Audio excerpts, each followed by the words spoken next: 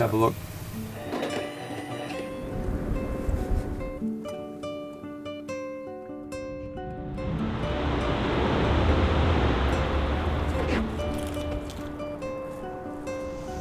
We're living the dream! We've had to tack our way out.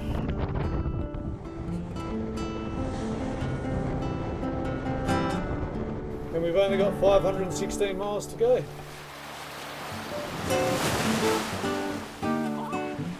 Welcome to Free Range Sailing.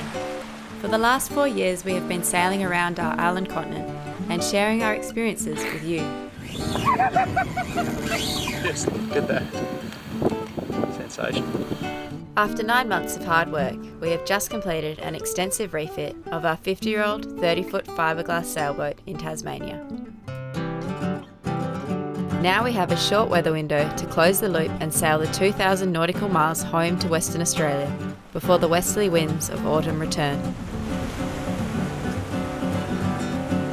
To join us each week in a race against time to reunite with our families, thanks for subscribing to our channel and hitting the bell button.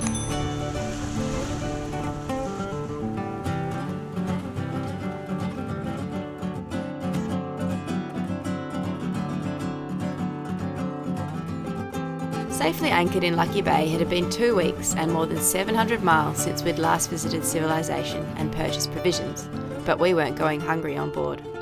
Sprouting alfalfa and preparing pickled herring to enjoy straight from the fridge on the next leg of our voyage.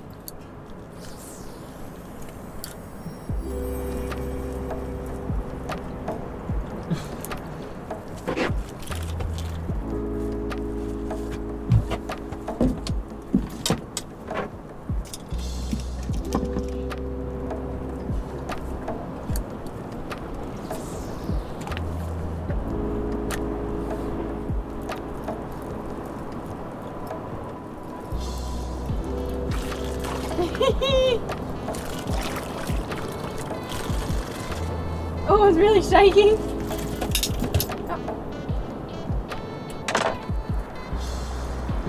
You're on. Probably enough, eh? Yeah.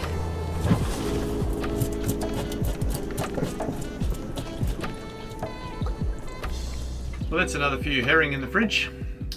So that's good. What's that? We're going to So these are the herrings that we caught at Middle Island, and you would have seen me salting them there. So I just layered salt on the bottom and then added the fillets, and then another layer of salt and then added the fillets. This will draw out all the moisture for them, ready for pickling. So soon I'll rinse them off with some seawater, and that'll just remove any scale and any little bits and pieces as well. Nice. And then pat them dry with some paper towel, and then we'll put them in a vinegar mixture for pickling. So then we'll probably have a couple of good sized jars to munch on while we're sailing home. Cruising snacks. Yeah. So we've got, at this stage of the journey, we've got about 500 miles to go, and we've decided to stop here in Lucky Bay. What we're going to do at the moment, we've got a low is predicted to develop and give us headwinds for about 9 hours, right on the nose. If we went, we'd be caught out in it. So we're just going to take a day or two out here, do a few chores. I want to go and address the steering, The wind steering, yep. the wind steering, things like that, and just generally tidy up the boat and have a bit of a rest, and then we'll kick on. But you're busy putting food and snacks and everything away. I'm putting together some food, hoping to make us some desserts to have on passage as well, because it's really nice to have snacks. Desserts? Yeah, like some pudding and some cheesecake. So yeah, I actually found some of those tapioca pearls that you really like, so I might make a pudding out of those as well for you. Like them? Doesn't get any better than that. Anyway, I'm going to muck around with some batteries now. Let's have a look.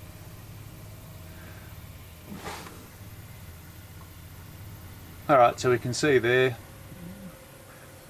what the number is like 1250, but it's right on the green. If we looked at the meniscus there, which is good, which is what you'd expect. Like, these batteries have had a fair charge, so that's not too bad. It doesn't really matter what the individual value is on the cells. What we want to make sure is that each one is about the same as each other, and that one's just touching the green as well. So there's like suspended, bit of suspended matter from the from the plates. These batteries are getting old, aren't they? I replaced the old ones 5 years ago. The boat didn't really do much except go through, you know, a bit of cycling on the solar panels for a year. They had pretty mild use, but then for 4 years, not only have they been like discharged heavily. Remember, they didn't really get charged that well in the Kimberleys. We had some issues because we were in canyons and stuff like that. So they had a hard time for, you know, about 6 months. And then they had a pretty easy time of it when we went across the top of Australia, but then we like slammed our way down the coast of Queensland. And then all through the wet season we had little wind and little sunshine, but they did get charged up by the alternator. So these batteries, they haven't had an easy life, but we've always charged them, bulk charged them on 14.7 volts, which is what that's manufacturer's specs. It's not just something out of my head.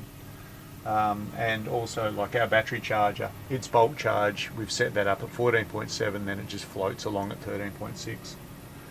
But anyway, these batteries are 5 years old, and all the cell readings so far on this particular battery are the same. So now I just want to check the cells on that one and the ones that I'm kneeling on, and just go through and just make sure that all the cells are fairly close together in their readings. Because as soon as one cell starts to collapse, that tells you that the battery's about to die. Hydrometer readings periodically give you a good idea of your battery health, and what you're looking for is a big difference in between each cell, or each one of these little holes full of fluid is a cell. In these, each cell is 2 volts, so there's only 3. There's only 3 caps, so these batteries are 6 volt. So you need to have 2 together in series to bring them up to 12 volts, and then there's another one that are in series as 12 volts, and those are parallel to bring us up. Our capacity is nice and high, because we have to put up with days that are quite cloudy and we're not going to run the motor, so we need nice deep capacity to draw from, particularly once that editing computer gets fired up. Anyway, that all looks really good.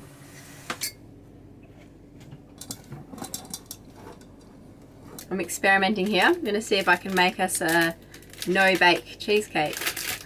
When we were in Coffin Bay, I got some cream cheese, and we'll see if we'll have, that should be a really nice treat to pull out on passage, just from the fridge.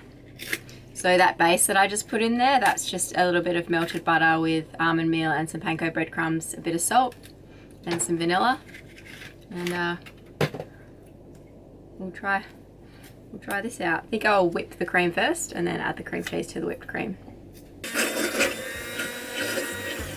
This has happened to me before with this whipping cream. It doesn't actually whip. So I think it's not a very good brand. I'm just going to add the cream cheese and hopefully this works out. I added the juice of half a lime to the cream cheese and cream mixture.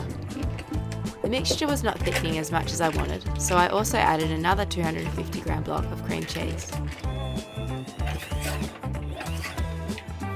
To sweeten the mixture, I used a jar of homemade Tasmanian raspberry jam. I then spread the mixture into the tin and fried some flaked almonds with a knob of butter in my little saucepan. Once the almonds were browned, I added them to the top of the cheesecake, ready to chill and set in the fridge.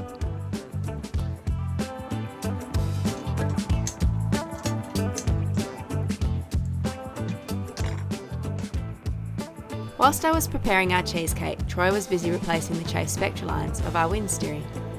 After 1,200 nautical miles, the braided polyester casing had worn through, showing the inner core, which is not UV stable. He replaced the lines with Dyneema, splicing loops into the ends, ready to attach lines to run through cam cleats onto the tiller.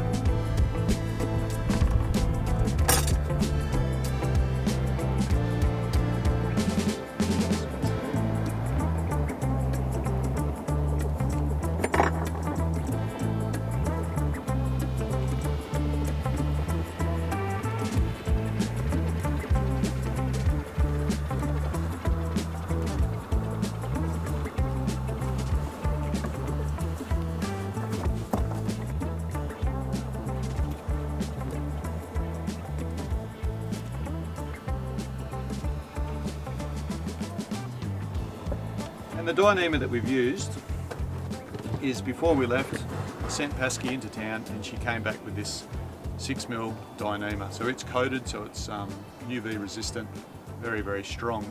And this would be strong. This is our spare shrouds or stays in case we ran into a problem. Packs up into that and it obviously weighs nothing.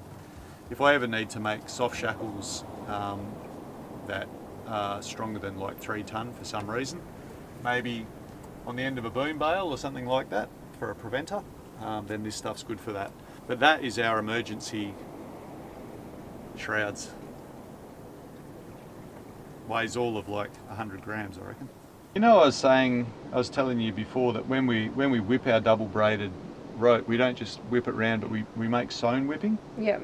And some people will finish this off with heat shrink, and it's really unsatisfactory.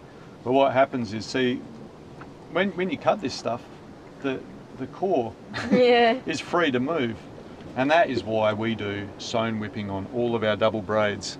All around here you can see they're whipped, and then there's a loop sewn through them a couple of times and Holds the core to the outer. Yeah, and that's why. Like, so all double braids on the boat are all sewn whipping, just so that the core is locked in to the outer sheath.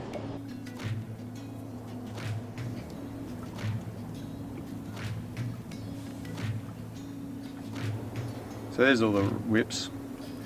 So you can see there's 2 on that side. At the moment there's only 1 there.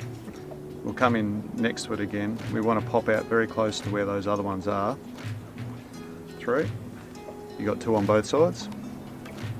And then just pop the needle under those 2 and over to give yourself a half hitch.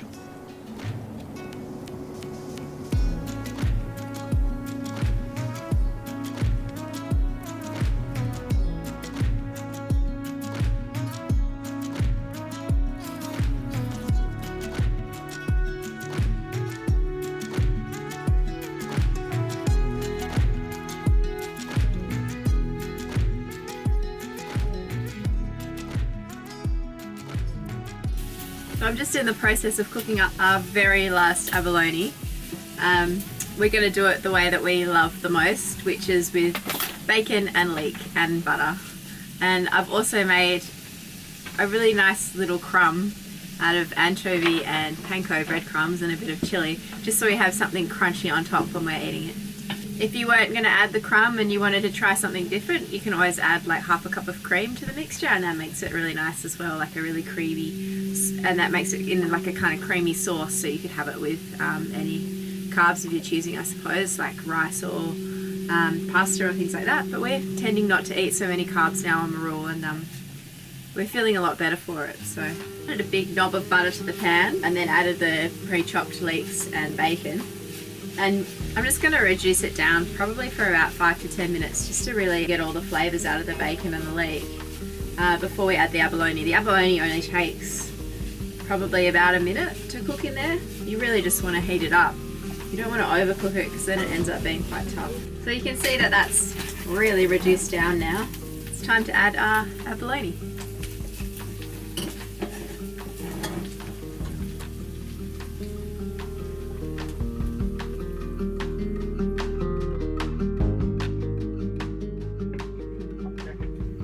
So we've got abalone, bacon, leek with an anchovy crumb and some herbs and sprouts on top. And I'm here just in the nick of time. Crunch. It's the way we normally have abalone, but with a little bit of topping this time. Is that the last of the bacon as well? Oh, we've got one more pack. We actually had to buy bacon because we ran out of the homemade stuff from Tassie. It's so good. It's delicious. With the winds backing from east to west, we moved anchorage to the western side of the bay for shelter and inspected this Marul-sized cave before dropping anchor closer inshore. Birds.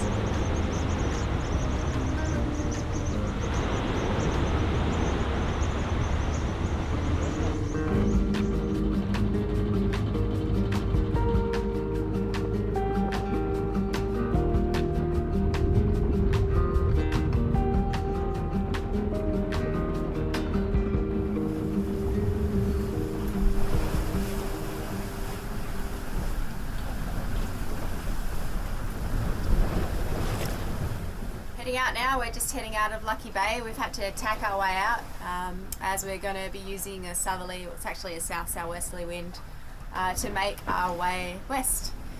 So we'll be on a reach, well, a close reach, and hopefully it's going to bend a bit more southerly later in the day, but at the moment we're just tacking our way out on a big lean close hold, and yeah, once we get going that'll be great. I'm actually inside because it's raining, it's a bit wet out there, and I don't want to get my wet weather gear wet as well as Troy's wet weather gear wet. It just makes it really hard to get everything dry down below, so it's easier if I stay down below. We're living the dream! I don't think I'll put the fishing rod out just yet. No.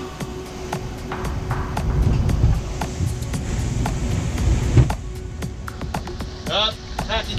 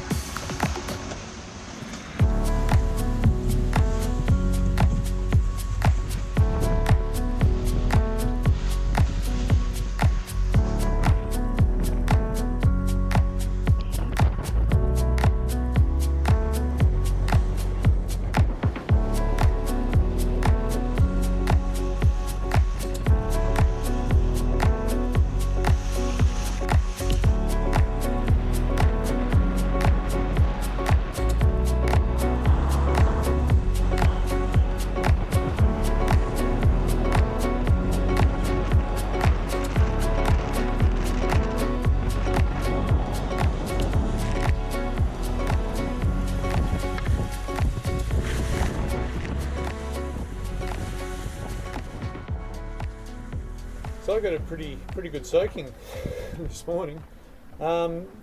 We sort of waited. We wanted to get a low pressure system that developed out of the way, and it was giving straight up westerlies. We waited till the high redeveloped, but the southerlies that came in are still, they got a fair bit of a west component to them, so they're about 210, somewhere between 190 and 210. They sort of shift around. We want to go at about 250, so that doesn't, that leaves the wind fairly close on. So at the moment we're steering about 255, and I'm just hoping that the wind keeps going around past 180 before we run out of westerly room, which I think is going to happen. I wanted to sail Marul a little bit free, about 50 degrees off the wind, just because if you take a look at this, like the seas are really confused. We've got a predominant southwest swell, we've got a little bit coming straight from the west, and we've got a little bit left over from the east, as well as some bouncing off the cliffs and coming backwards. So Marul's, she's climbing uphill half the time, so I can't really be too close on the wind because I want a bit of acceleration to get us out of the goop. We're still making good speeds, we're still getting that 5-6 knots. It's giving us around about a 5 knot average. And we've only got 516 miles to go. So at the moment the wind's continuing. We are expecting it to die around midnight, so we're trying to make the best that we can, and we're on a deadline. We couldn't wait. If we didn't come out here in the rubbish at the moment, we would have missed our wind. The wind window will have gone.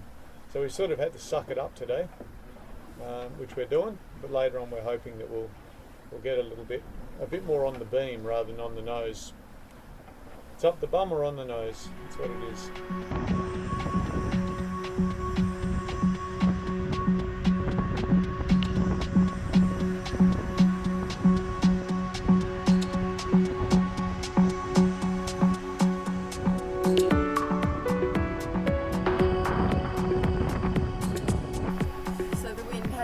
Back to the south yet. We're still trying to make our way into a southwesterly wind. It's pretty annoying. We can't hold our course, and we're really close hold now. We're not actually making very good time at all. Troy's actually had to turn the autopilot off and hand steer because there's been some big rogue waves smashing across the foredeck. So yeah, we'll see how we go. Hopefully we don't have this for too long.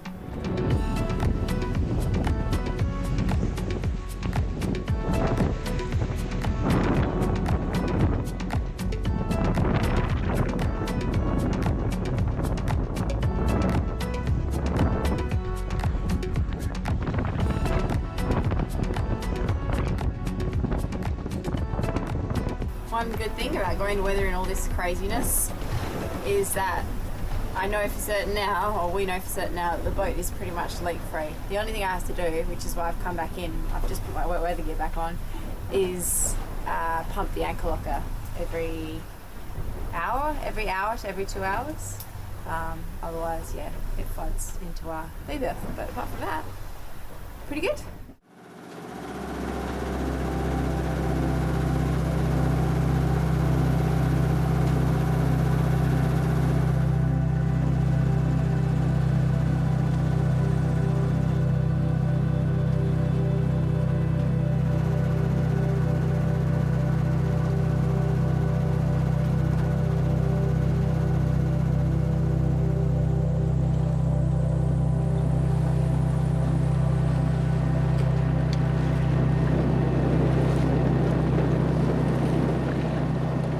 Handed chicken type of entrances already.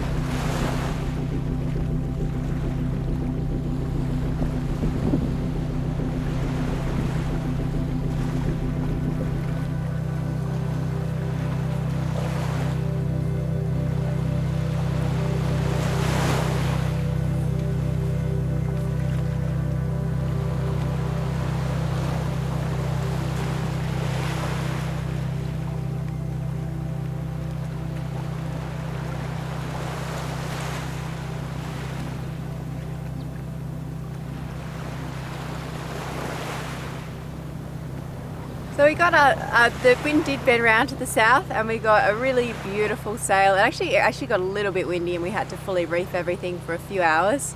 And then as I came off watch, Troy shook out some reefs and we got a really nice sail until about a day ago. And then about a day ago the wind died, as we kind of expected, but we didn't expect it to die quite so quickly.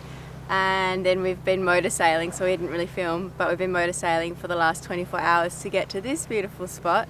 And we're here just west of Albany, anchored at a place called Sheltered Island, and you can see that it's really beautifully sheltered from the swell and all winds, so we're really happy to be here. We're just going to be waiting here for a day and having a look around because we can't go any further because if we continue on we'll hit headwinds when we round the Cape. So we're going to wait a day for those northerly headwinds to ease. We're actually going to ride the end of those northerly winds out because it's perfect wind for continuing west to get to the Cape. And then once we get to the Cape, we're going to motor sail around it. Well, that's the plan. That's what the forecast is. We'll see what actually happens. But for now, we're just going to have some tea. There's the last of the cheesecake to eat, which is pretty exciting. We didn't eat it all on passage, so we're going to hook into that, and then we'll probably have a sleep, and then a look around. We've got the water maker going. Anything else to report there, Skip? Just my general contentment. It's a nice anchorage. I wish we were staying here for a week. We can come back. That's what we've said the whole way through, isn't it? Oh, I'm starting to feel two nights awake. Well, we're going to eat cheesecake and have tea, and then we're going to go to bed for a bit. That sounds like a very good plan. Cheesecake was delicious. As you can see, we've got a little bit left. I'm going to plate it and then it'll look prettier. Kettle's going. You know what that means? Tea. Looks good on the spoon. The breakfast of champions. Just as good right now as it was last night. It's better now because we're still not being tossed about. Okay, I'm going to tuck into mine. We hope you enjoyed this week's video, and if you did, thanks for giving it a thumbs up. It really helps us out. If you haven't already, thanks also for subscribing. And until then, we'll see you next time.